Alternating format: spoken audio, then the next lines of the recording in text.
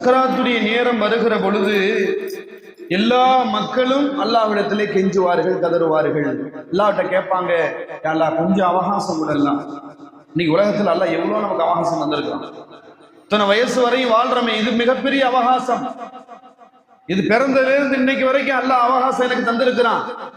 அல்லாஹ் கேட்பான், அந்த அவகாசத்தை எல்லாம் நீ எப்படி பயன்படுத்தினாய்?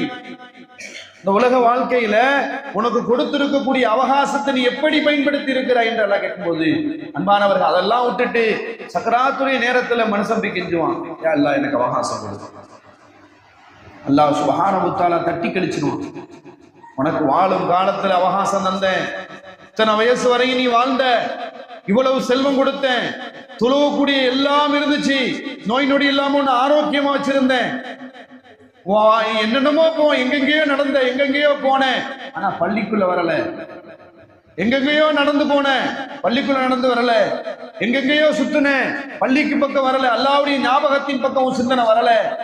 இந்த நேரத்துல வந்து நீ என்ற அவகாசம் கேட்கிறியா? எல்லாம் தட்டி வெட்டுவான். அன்பானவர்களே, எந்த நேரத்தில் உனக்கு மரணம் வர வேண்டுமோ அந்த நேரத்தில் மரணம் வந்துவிடும். யாராலும் தடுக்க முடியாது. அந்த பிக்ஸ் பண்ண நேரம் நான் அடிக்கடி சொல்றது உண்டு. எல்லாருக்கும் டேட் ஆஃப் பர்த் இருக்கு, டேட் ஆஃப் டெத் அவன் மட்டுமே அறிந்தவன்.